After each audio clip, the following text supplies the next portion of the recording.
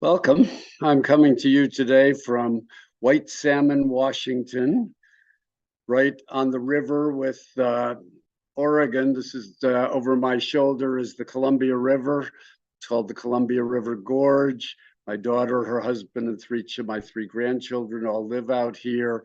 You can't see it in this view, but out that way is Mount Hood. Challenging to get a view here with so much light behind me. And it's too cold outside to be outside. So I'm visiting. I'm having a great time. We're skiing together. As a ski video you should be able to see pretty soon. So anyway, let's get to teachings on life. We've been talking about this huge issue of the difference between behavior and being.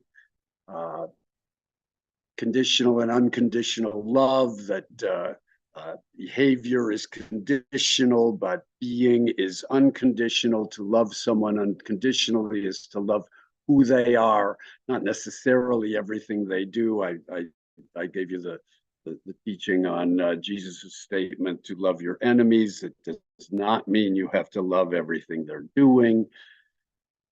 This issue of unconditional love. And last time I talked about applying it to yourself, how we earn our own love, this issue of loving ourselves, the secret to happiness. If you don't love who you are, you're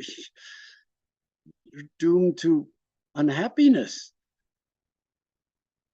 To really remember that being in there, our magical gift of being here, being you.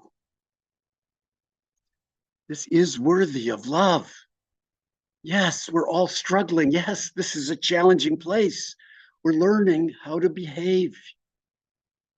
Love of ourself, giving yourself credit, just being here and going through the struggle because we know it's worth it, and because we need to help others doing it at the same time, because we're all in it together.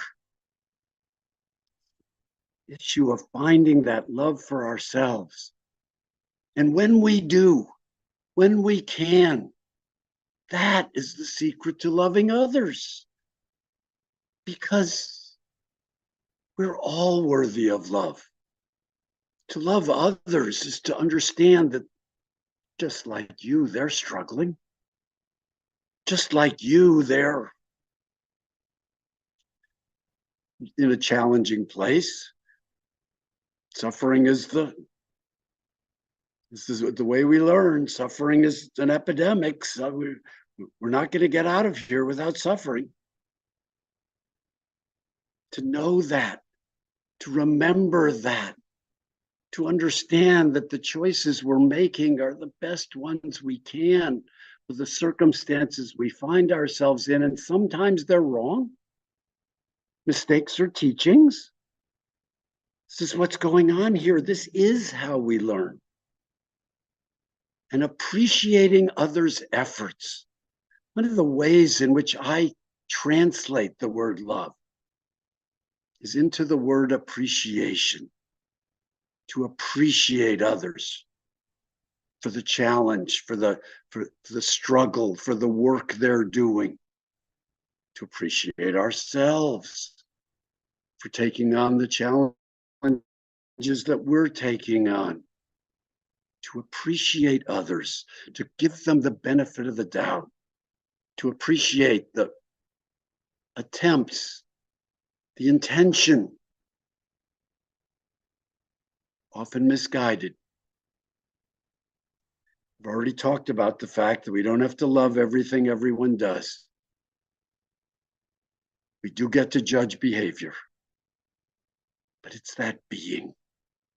Appreciate the being, the magic, the mystery, the mysticism. This is what we need to remember in ourselves, but also in others. To cultivate that appreciation, to give people credit for the effort in this amazingly challenging place. Appreciate yourself.